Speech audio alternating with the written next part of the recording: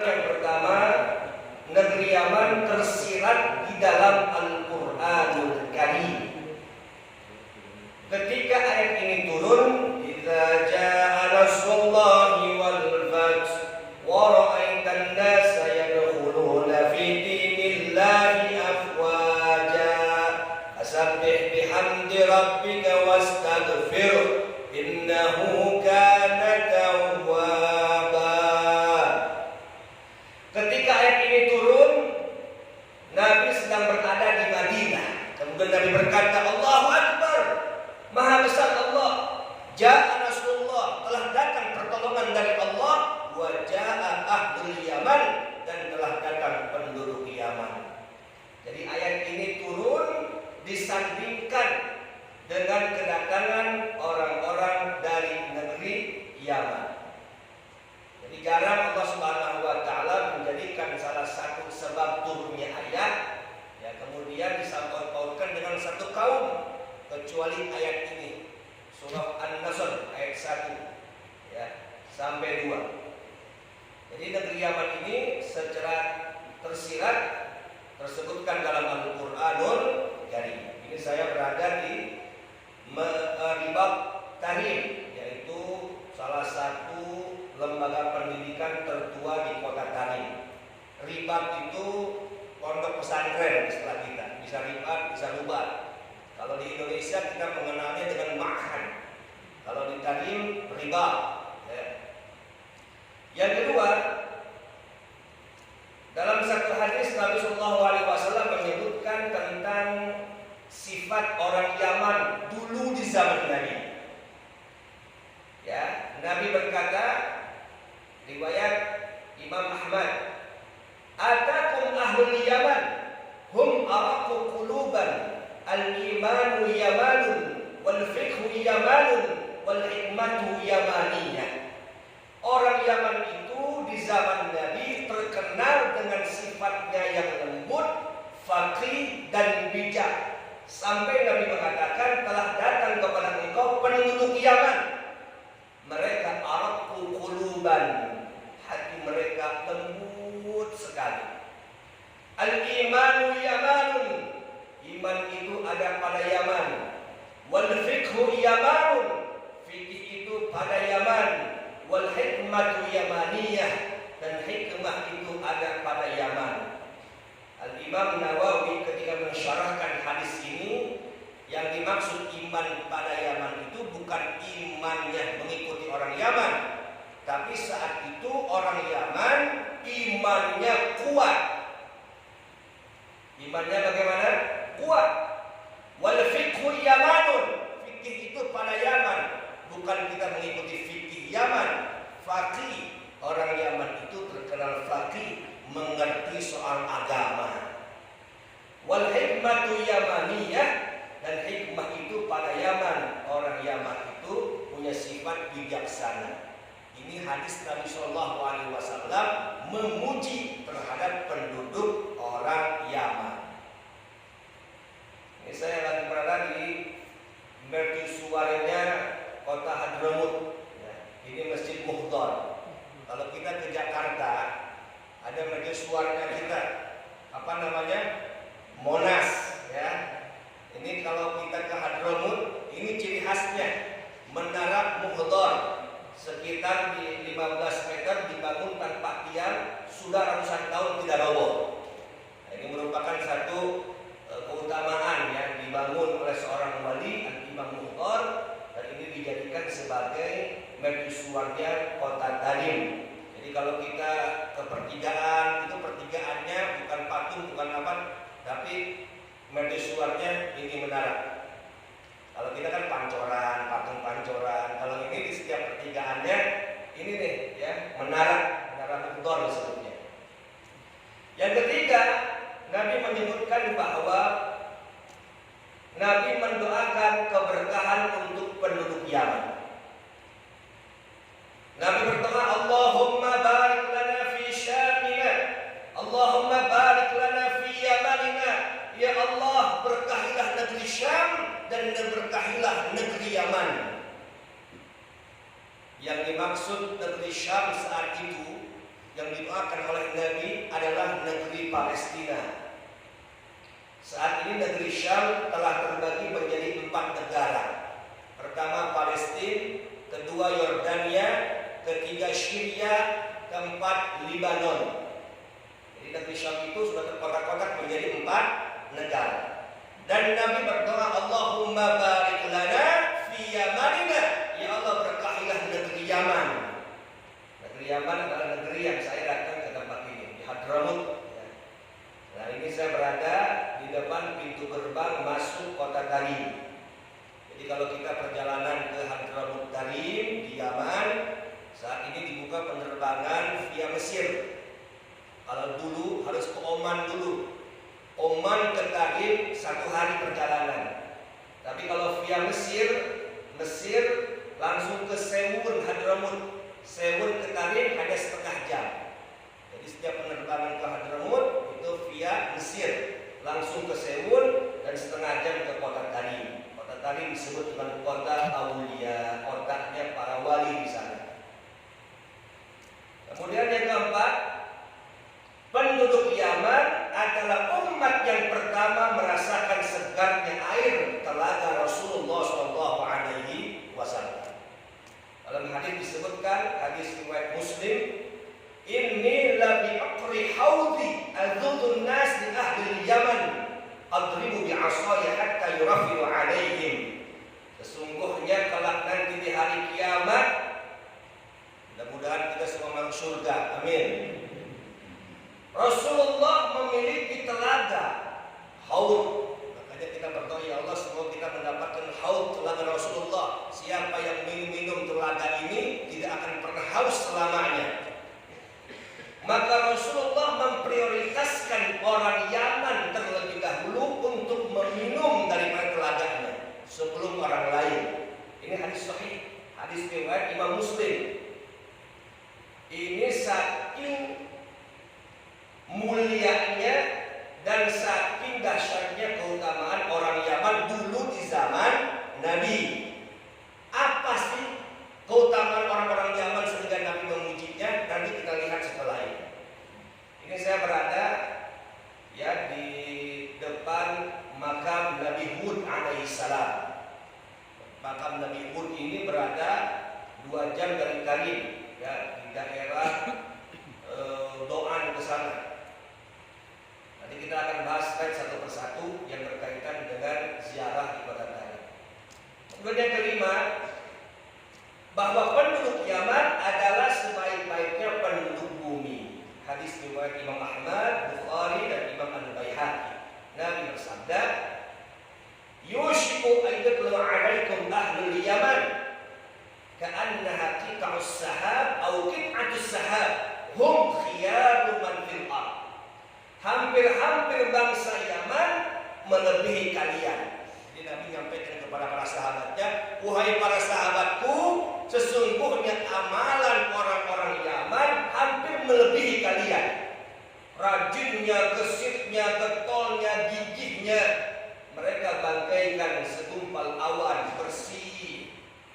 Hum khiyaru man fil ardh." Mereka adalah orang-orang sebaik-baiknya penduduk bumi. Ini ujian yang disampaikan oleh Nabi Muhammad kepada orang-orang Yaman saat itu. Nah, saya berada bersama para habaib, para alim ulama, yang di atas itu munsidnya Imam Habsyi, ya, penerus daripada keturunan garis habaib marganya Al-Habsyi. Kemudian yang kedua, ini dengan salah satu syekh, ya, yang doanya dianggap mustajab. Kalau beliau berdoa, insya Allah dikabulkan. Syaddan. Ya, kemudian yang paling bawah adalah Syekh Abdul Karim Syihab. Ini pimpinan Darul Hadis di kota Tarim. Kemudian yang keenam, bahwa negeri orang bangsa Yaman adalah tentara Allah di masa terjadinya fitnah. Sebagai disebutkan dalam hadis riwayat Abu Dawud, Imam Ahmad, kemudian Al-Hakim dan Ibnu Hibban, Nabi mengatakan, sayasirul amru ila an takuna junudan mujannadah. Nanti di akhir zaman akan ada peperangan,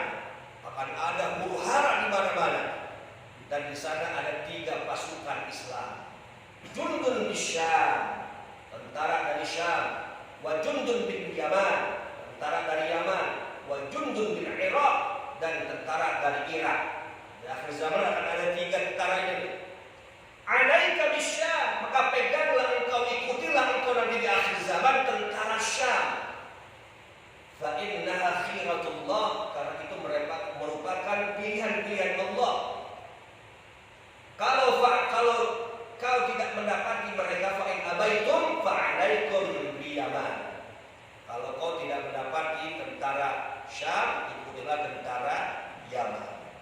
Saat ini kita ketahui tentara Syam, umat Islam di Syam diporak-porandakan oleh Israel. Palestina dijajah oleh Israel. Kemudian Irak dijajah oleh Amerika.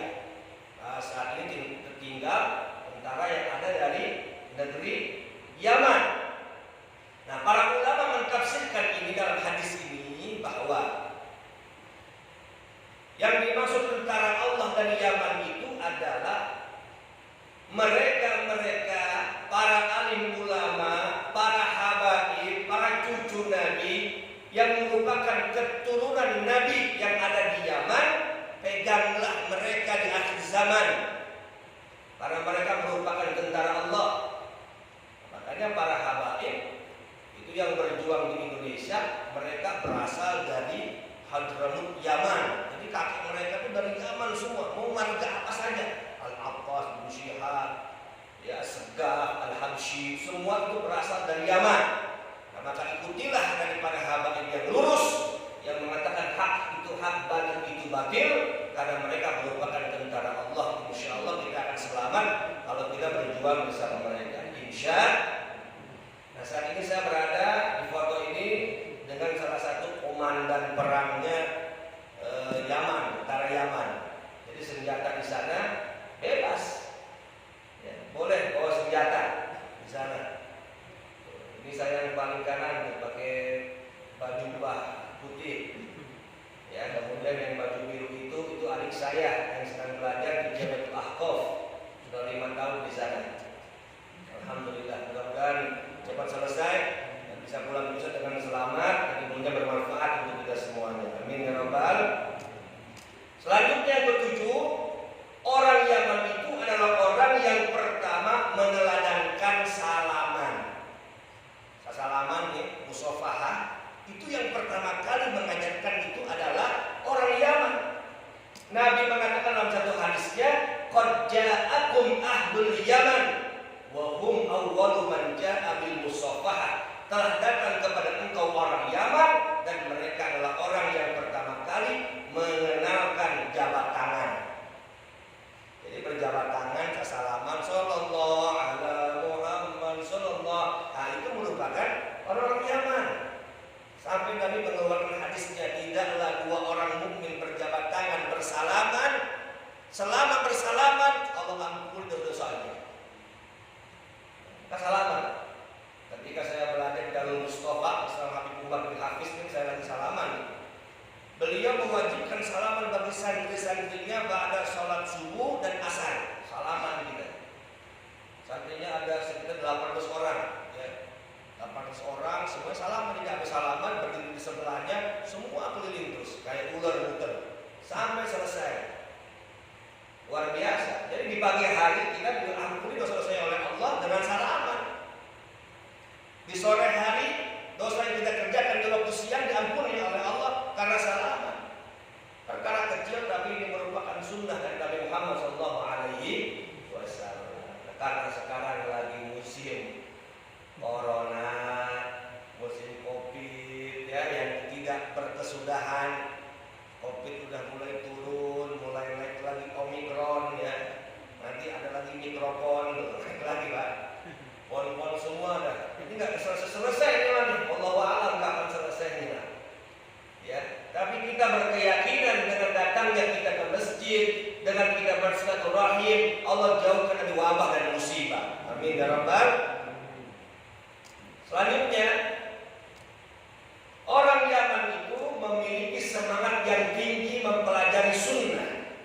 Nah, ini saya berada di depan pondok pesantrennya ada Habib Umar bin Hafid di Tarif, Yaman. Nah, ini salah satu gambarannya.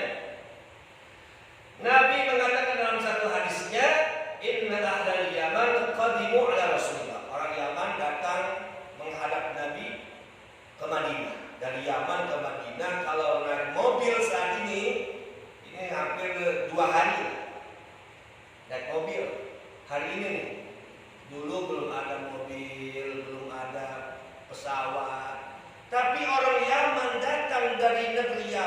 Madinah jalan kaki untuk apa? Untuk berkata, ya Rasulullah, ib'ats ma'ana rajulan yu'allimuna sunnah. Utuslah kepada kami, kirimkanlah kepada kami seseorang yang mengajarkan kami tentang sunnah dan Islam. Artinya orang Yaman punya semangat yang tinggi, yang gigih mempelajari agama Islam walaupun jauh dia tempuh. Kemudian Nabi mengatakan, sambil memegang tangan sahabat yang bernama Abu Ubaidah, dan beliau mengatakan, hadza aminun hadhil ummah. Inilah Abu Ubaidah, orang yang menjaga, yang amanah, yang berilmu di umat, menjaga umat akhir zaman ini. Maka Abu Ubaidah menjadi gurunya orang Yaman, merupakan salah satu sahabat Nabi yang paling faqih, yang paling dekat dengan Nabi Muhammad SAW. Makanya di Yaman itu hampir mayoritas daripada madhab yang diikutinya Ahlus Sunnah wal Jamaah. Dia enggak Syiah, dia enggak Wahabi, dia Ahlus Sunnah wal Jamaah. Selanjutnya, orang-orang Yaman juga terkenal dengan ibadahnya gigih dalam ibadah. Nabi mengatakan, innahu sayati qaumun tahqiruna a'malakum ila a'malihim. Qulna ya Rasulullah Quraisy, la walakin ahlul Yaman. Hei sahabatku, sesungguhnya nanti di akhir zaman, ya, kau akan merasa minder jika membandingkan amalanmu dengan amalan mereka. Minder, nggak pede, kau nggak pede nih. Amalanmu dibandingkan dengan amalan mereka. Sahabat bertanya, Abu Quraisy, apakah mereka bangsa Quraisy wahai Rasulullah? Nabi menjawab, la bukan, walakin ahlul Yaman, tapi mereka adalah penduduk Yaman. Inilah merupakan keutamaan negeri Yaman dan umatnya yang Nabi puji, ya, karena kegigihannya dalam ibadah. Mereka yusari'una fil khairat, menyegerakan dalam ibadah dan amal soleh, sehingga Nabi mensifati mereka orang-orang yang gigih dalam ibadah. Nah, ahibail kiram, ini saya berada di depan makam Al-Habib Umar bin Abdul Rahman Al-Attas, sahibul Ratib Al-Attas.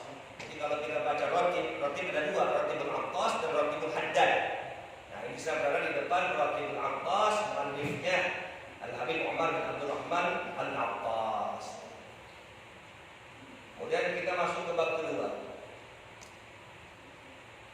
Bab kedua kita akan bahas tentang Yaman, negeri seribu wali. Di sana selain banyak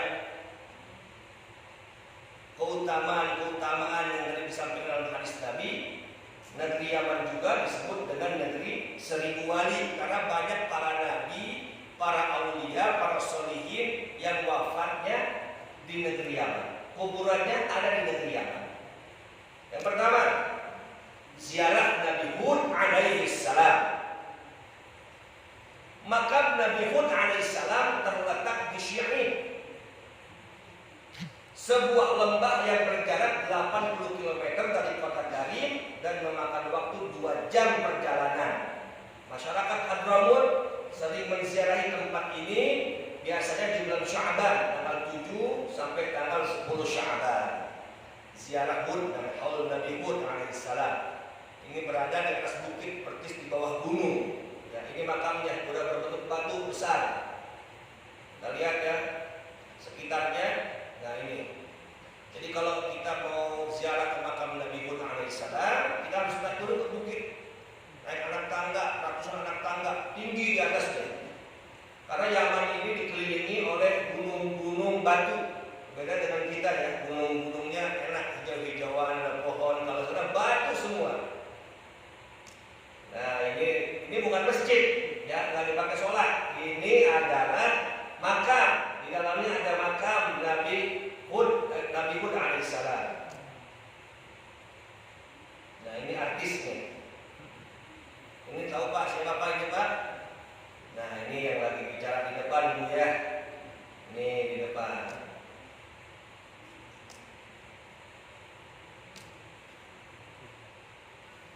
Kita lihat videonya bagaimana kondisi di sekitaran makam Nabi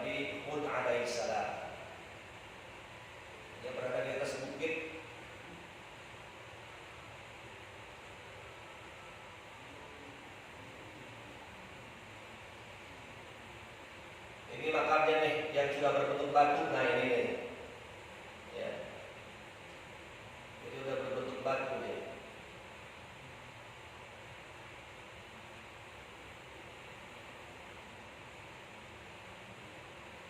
Nah, kemudian kita menziarahi yang bernama Nabi Hadun alaihissalam.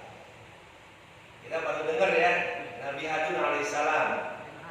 Ya, jumlah nabi yang diketahui itu ada berapa? Ada 25 nabi yang diketahui dari Nabi Adam ya sampai Nabi Muhammad. Itu disebutkan di dalam Al-Qur'anul Karim ada 25 nabi yang wajib kita ketahui. Tapi di luar 25 nabi ada 165.000 nabi.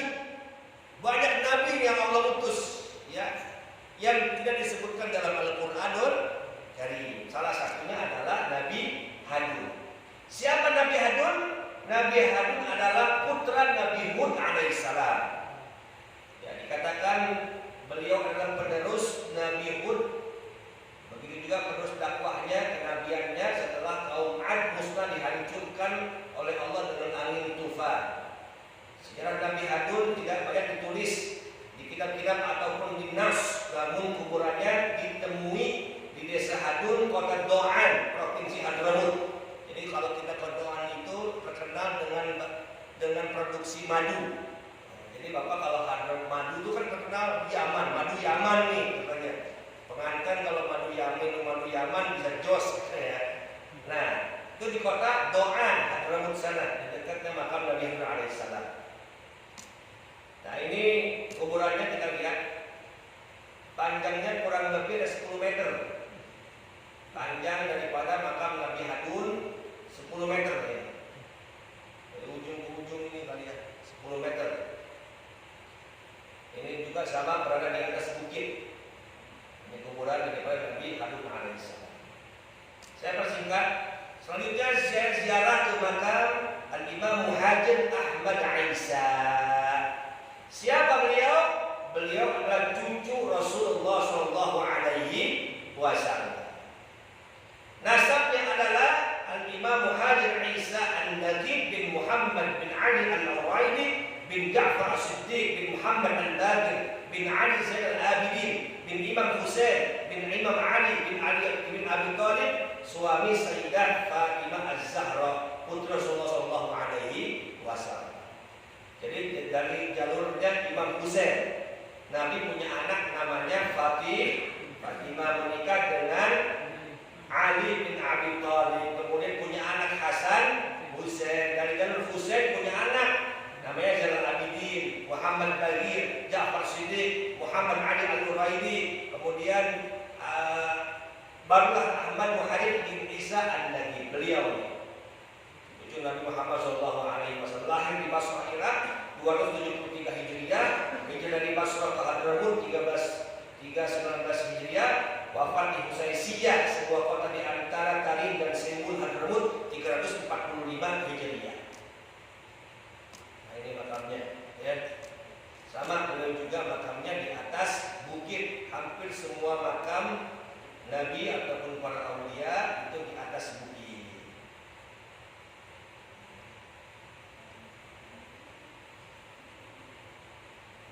Lanjut.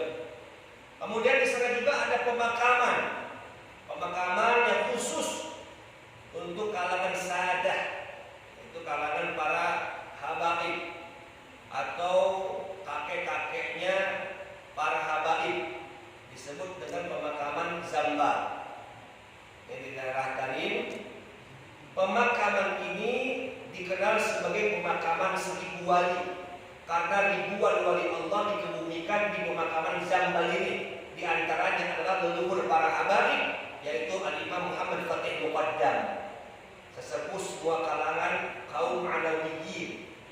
Jadi habaib ini semua ikutnya ke Al-Imam Fatih Muqaddam. Daduk-daduknya juga Imam Haddad, Sahih Muratibul Haddad, Habib Abdul Rahman Segaf, Imam Syekh Abdul Idrus, termasuk leluhur Wali Songo, dai-dai Hadramut yang asal dari Yaman yang menyebarkan dakwah di Indonesia. Jadi Wali Songo 99-nya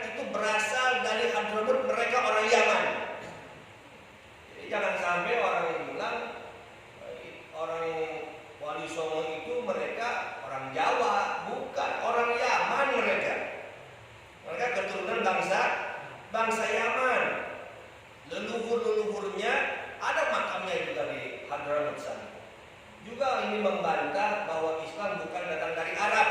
Islam datang dari Arab, bukan dari India, bukan dari Cina. Sebab di sejarah-sejarah sekolah anak-anak itu disebutkan Islam datang dari India, Islam datang dari Cina katanya. Dan Islam datang dari Yaman. Makanya kita bisa bedakan orang-orang keturunan Yaman yang ada di Indonesia, mereka lebih melebur dengan kita dan kecintaannya kepada tanah air jangan diragukan lagi. Mereka orang-orang habaib ulama yang keturunan Yaman, mereka sangat mencintai tanah air Indonesia ini. Ini ya. Nah, ini salah satu makam sahabat Nabi 70 orang khusus di pemakaman Zambal ini yang pernah ikut perang Badar, kemudian diutus oleh Abu Bakar Siddiq radhiyallahu taala anhu untuk memerangi kemurtadan yang ada di negeri Yaman. Dan mereka 70 orang wafatnya di Tarim Hadramaut Yaman. Ini kuburan. Kemudian ziarah ke makam Al-Habib Umar bin Abdurrahman Al-Attas, sahib Ratib Al-Attas. Jadi kalau kita baca Ratib Al-Attas, Ratib itu kumpulan wirid, kumpulan zikir yang disusun oleh para alim ulama. Ada dua yang terkenal, wirid Attas dan wirid Al-Haddad. Nah, wirid Attas ini lebih tua daripada Ratibul Haddad menurut Al-Habib Abdurrahman Al-Habsyi Witan. Selanjutnya ziarah ke Al-Habib Ali bin Muhammad bin Husain Al-Habsyi. Ini muallif Maulid Simtud-Durar. Jadi kalau kita sering baca ke Maulid ya, itu dibaca itu ini Simtud-Durar. Ini beliau penyusunnya Al-Habib Ali bin Muhammad bin Husain Al-Habsyi, keturunannya ada di sini di Solo, termasuk Habib Anis. Solo itu merupakan cucu daripada Al-Habib Ali bin Muhammad bin Husain Al-Habsyi. Asalnya di mana? Di Hadramaut Yaman. Bagian terakhir, Yaman, gudang ilmu dan akhlak. Saya berangkat ke dua negara. Satu berangkat ke negeri Yaman, yang kedua setelahnya ke negeri Mesir. Dulu saya tahun 2009 lulus dari Al-Azhar Kairo Mesir. Di Mesir ya saya dapat ilmu, tapi nggak dapat akhlak, nggak dapat adab. Di mana saya dapat akhlak dan adab? Di Yaman. Jadi orang Yaman ini terkenal dengan lembut, santun, baik, ramah. Makanya mereka mendapatkan tazkiyah nafas, pembersihan hati terlebih dahulu kepada Allah. Nah, ini saya bersama Al-Habib Umar bin Hafif.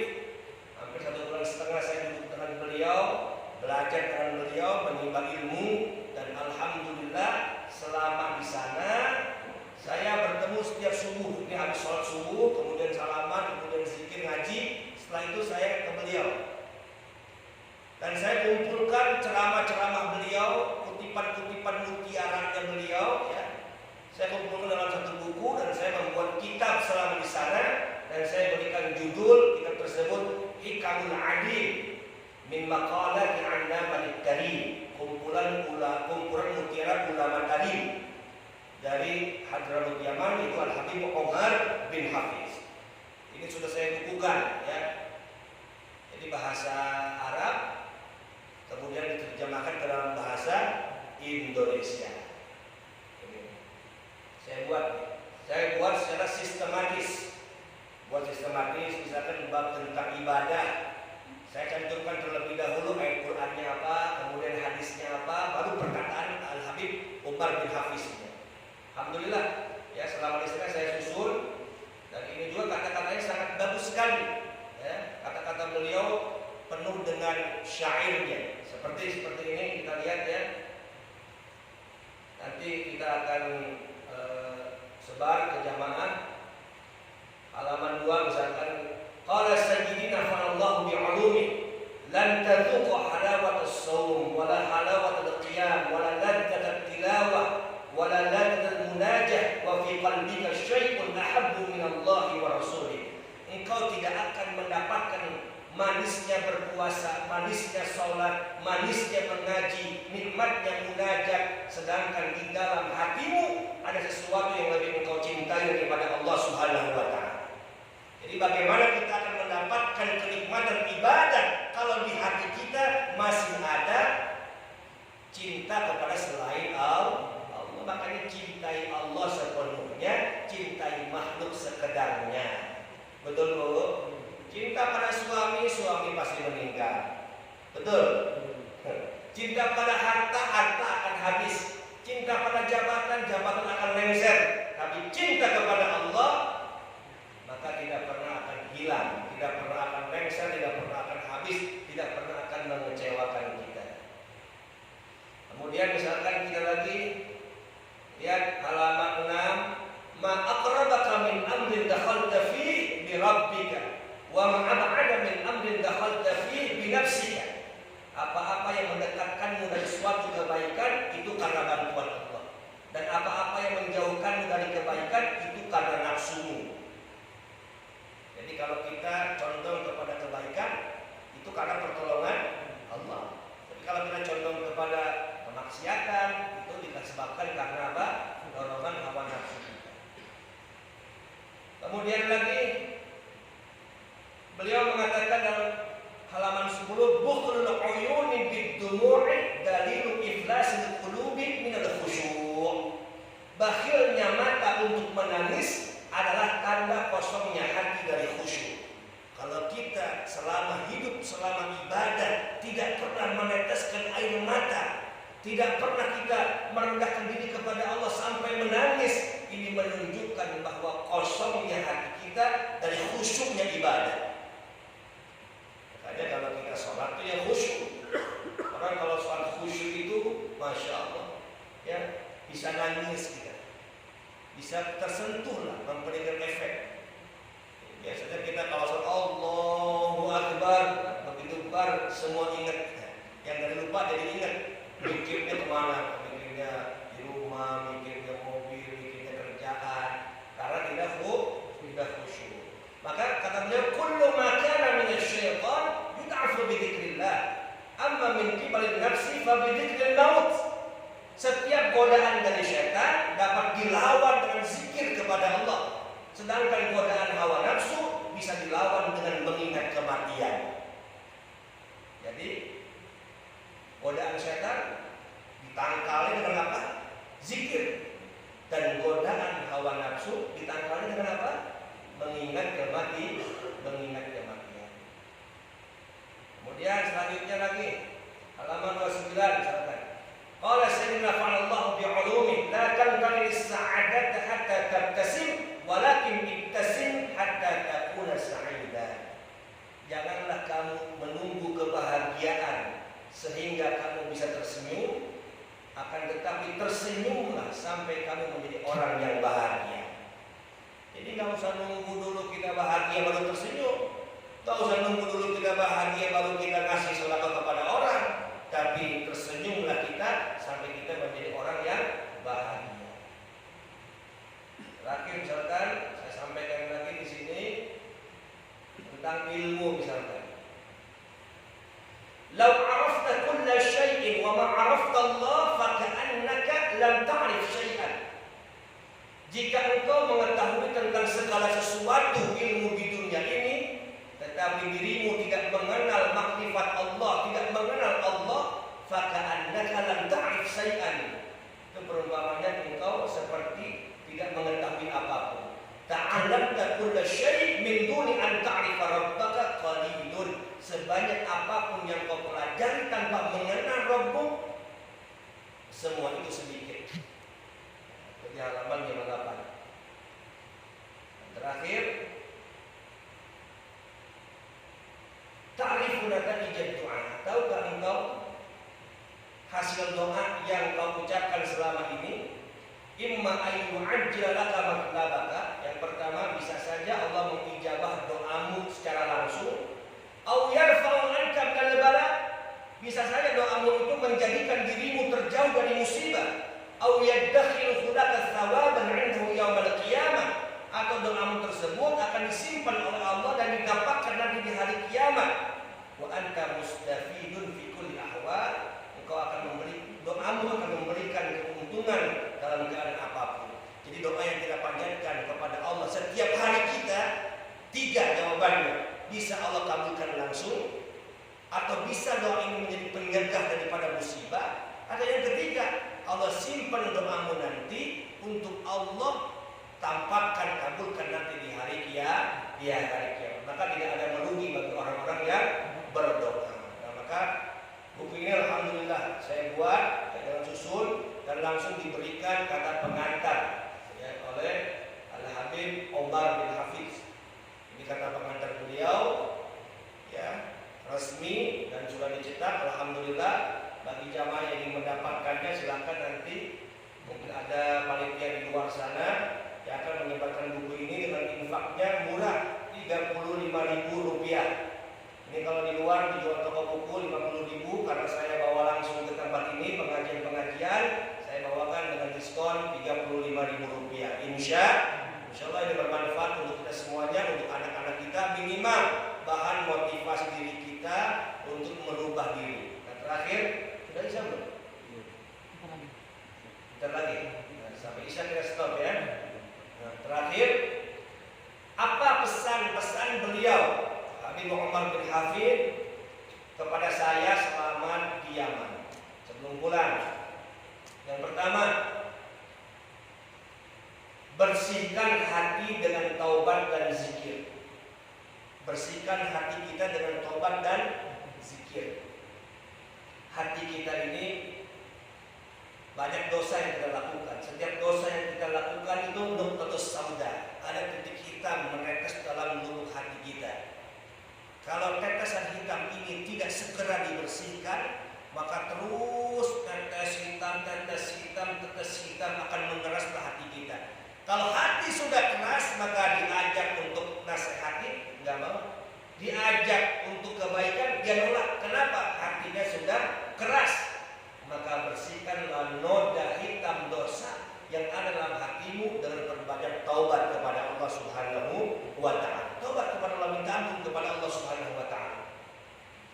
Idza rajal 'abdu ila Allah, kalau seorang hamba penuh dosa datang kepada Allah, dia bersujud, ya Rabb, wahai Allah, laqad adzabtu, aku telah berbuat dosa.